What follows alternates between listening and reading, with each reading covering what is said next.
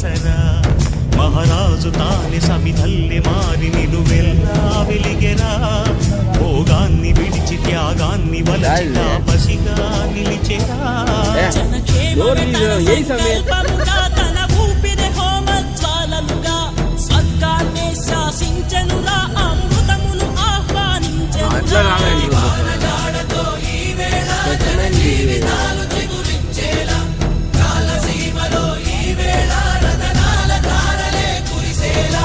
కల్లు కల్లు మని సిరిము వల్లే చినుకే చేరగా